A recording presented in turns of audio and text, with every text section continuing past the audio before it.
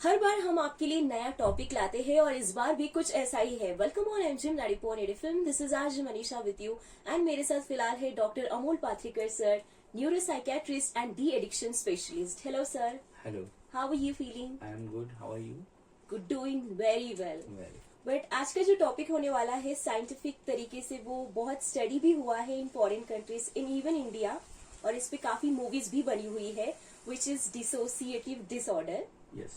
Identity. So क्या होता है ये एग्जैक्टली डिसोसिएटिव आइडेंटिटी डिसऑर्डर?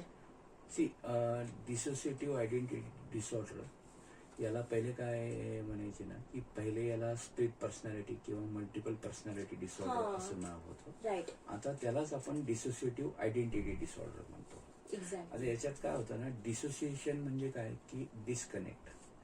तर याच्यामध्ये स्वतःपासून डिस्कनेक्ट होतो आणि जो व्यक्ती असतो तो नवीन पर्सनॅलिटी मध्ये कन्वर्ट होतो. अच्छा. म्हणजे त्या नवीन पर्सनॅलिटी सारखा विचार करतो, त्याच्या त्या नवीन मेमरीज क्रिएट करतो, त्याच्यासारखी थॉट प्रोसेस, त्याची विचार प्रणाली तशी बनती.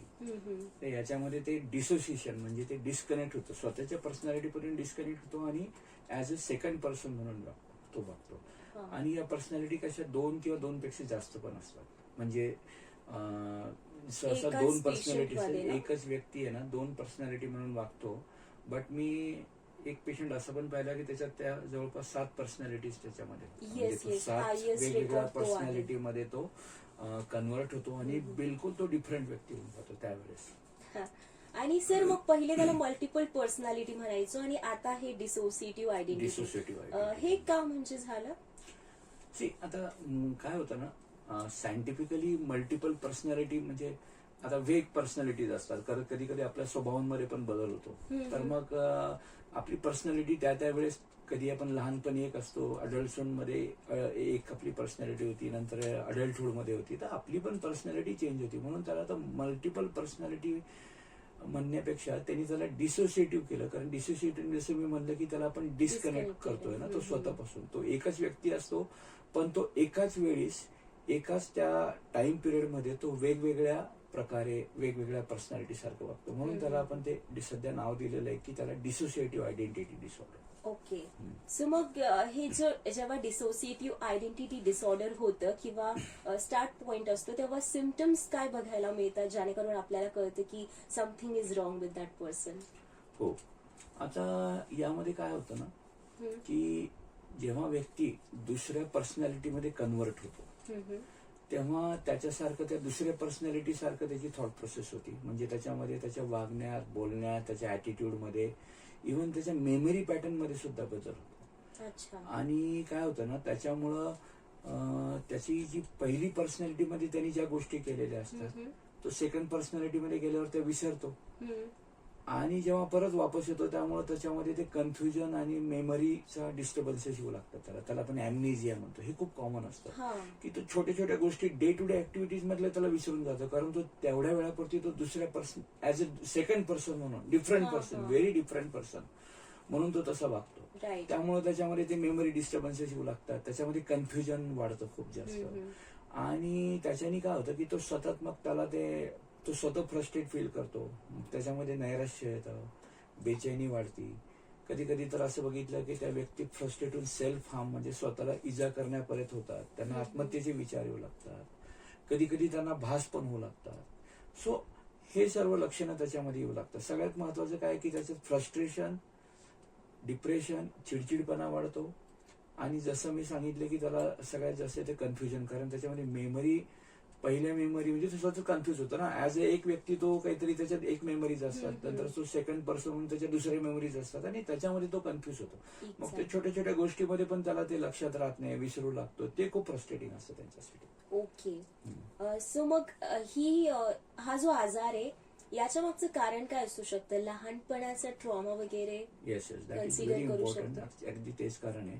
म्हणजे जिथे जिथे स्प्लिट पर्सनॅलिटी किंवा डिसोसिएटिव्ह आयडेंटिटी डिसऑर्डर आपण पाहिलेत ना, त्याच्यामध्ये बालपणामध्ये फिजिकल किंवा सेक्शुअल अब्यूज असेल किंवा बॅड मेमरीज असतील, त्यावेळेस कधी काही घटना घडली असेल.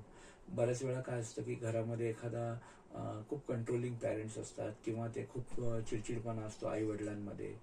ते तो मुलगा लहानपणीच बघतो की ते आईला खूप मारतायत आणि मुलावरती पण हात उठवतात त्याचे वडील. हम्म. किंवा आपण म्हणतो की बऱ्याच वेळा त्या आई वडिलांमध्ये इतके प्रॉब्लेम्स असतात की ते मुलांकडे त्याच्यामुळे खूप दुर्लक्ष होतं. मग त्या मुलांच्या ज्या समस्या असतात ज्या की आपण ॲडोल्सन एजमध्ये किंवा त्या वयामध्ये येऊ लागतात त्यावेळेस त्यांच्यामध्ये खूप अँझायटी डिप्रेशन वाटतं, ते निग्लेक्ट होऊ लागतं आणि त्याच्यामध्ये ते मुलं सतत फ्रस्ट्रेशनमध्ये येतात.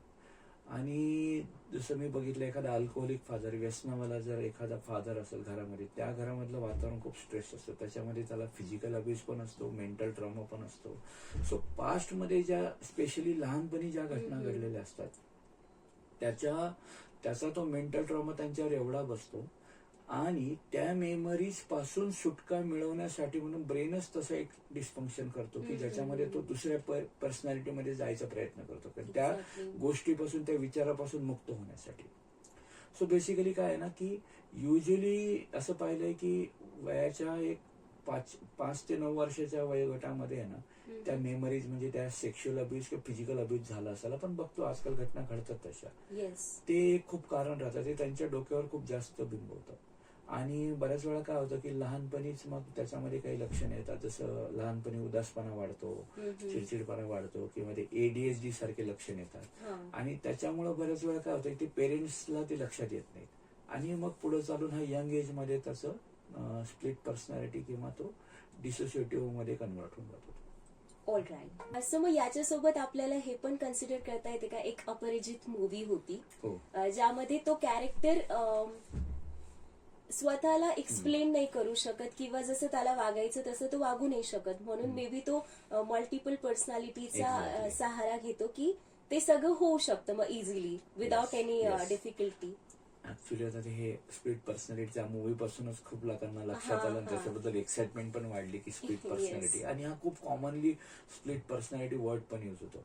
पण आता कसं आहे मूवीमध्ये थोडं जास्त एक्झॅगरेशन आहे त्या मूवीमध्ये actually.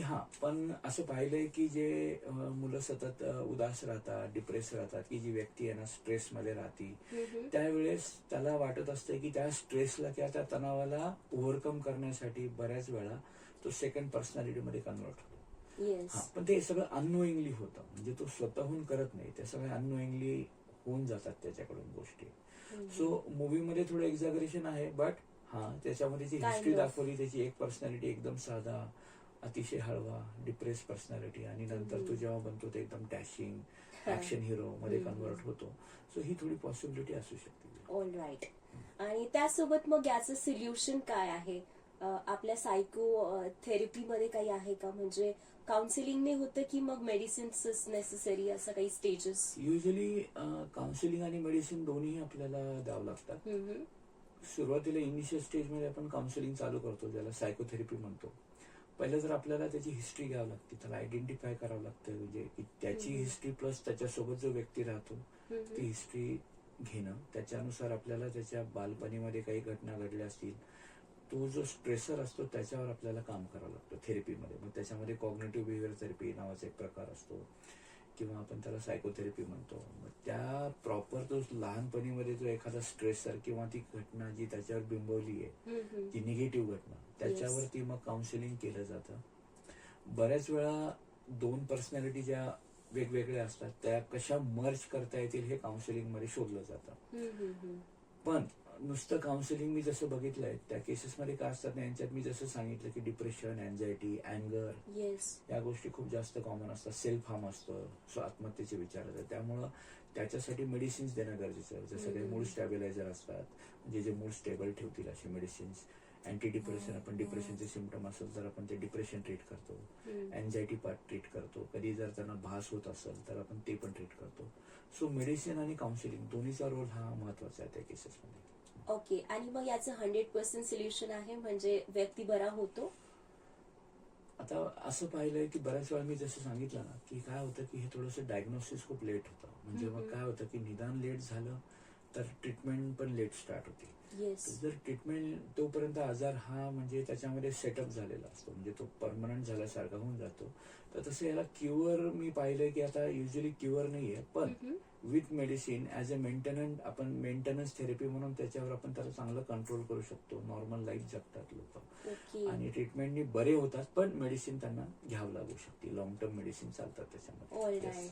Thank you so much sir. आणि एट लास्ट तुम्ही काय मेसेज देणार ज्या व्यक्तींना, रेअर व्यक्तींना ही प्रॉब्लेम आहे?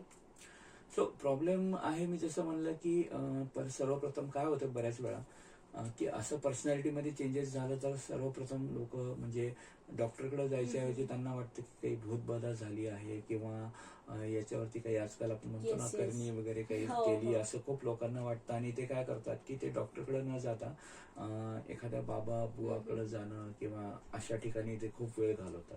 माझं म्हणणं आहे की हे कुठल्याही प्रकारचे हे जे व्यक्तिमत्व किंवा अशा प्रकारचे आजार असतात ते सायंटिफिक रिझन आहे त्याच्यामागं आणि त्याला ट्रीटमेंट केली तर ते बरे पण होऊ शकतात. त्यामुळं कुठल्याही प्रकारची अशी लक्षणं जाणवले तर पहिले तुम्ही डॉक्टरांशी संपर्क साधावा. लवकरात लवकर निदान झालं तर लवकरात लवकर ट्रीटमेंट भेटते आणि लवकरात ट्रीटमेंट भेटली तर प्रोग्नोसिस किंवा त्याच्यातून बाहेर पडायचा शक्यता ही खूप चांगली राहते. पेशंट खूप नॉर्मली राहू शकतो त्याच्यात. Great sir, thank you Yes. So much. Yes. म्हणजे Thank अपरिचित मूवीने थोडंफार कळालं होतं, पण steel there are so many questions Yes. And there are unanswered questions, I Yes, think. yes. So thank you so much for answering our Yes. questions Thank you. and Thank you giving so us such a deep information about this problem. Thank you. And you guys stay tuned to MGM 94 FM. साथ है तो बात है.